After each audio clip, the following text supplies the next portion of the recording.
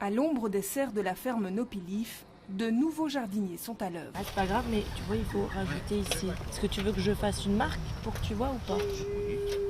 Tasser de la terre et planter des boutures de sébum, un travail qui est loin d'être simple pour ces jeunes autistes en fin de parcours scolaire. À l'école où le milieu est entre guillemets protégé, tout le monde les connaît.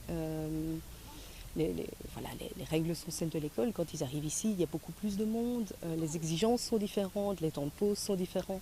Donc voilà, ils doivent s'y retrouver là-dedans et socialement pouvoir s'en sortir. C'est pour permettre la mise au travail de ces jeunes autistes qu'est né le projet Au Travail, un partenariat entre l'école de ces jeunes et l'entreprise de travail adapté qui a vu le jour grâce au soutien financier de CAP 48 et de la ministre en charge de la politique d'aide aux personnes handicapées.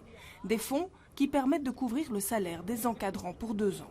Il faut aussi beaucoup observer, il faut s'adapter beaucoup, il faut se rendre compte aussi des difficultés et puis utiliser aussi des outils. D'habitude angoissé, agité lorsqu'il est en terre inconnue, Anthony semble plutôt à l'aise dans son nouveau boulot. Trouver du travail, une perspective presque inespérée pour ses parents. C'est ce qu'on souhaite en tout cas, qu'il puisse avoir un maximum d'autonomie plus tard, voilà, qu'il puisse s'épanouir et ne pas être une charge pour la société.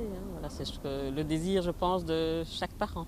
Le constat est quand même qu'il y a très peu de personnes avec autisme qui sont au travail, pour différentes raisons, aussi pour des raisons de présentation, d'arriver à venir, à postuler, à avoir un entretien d'embauche, etc. Donc tout le programme de formation, je pense, doit être plus long pour pouvoir faciliter cette adaptation. 4 jeunes autistes vont être formés en permanence à la ferme Nopilif grâce à ce projet, une première en Belgique.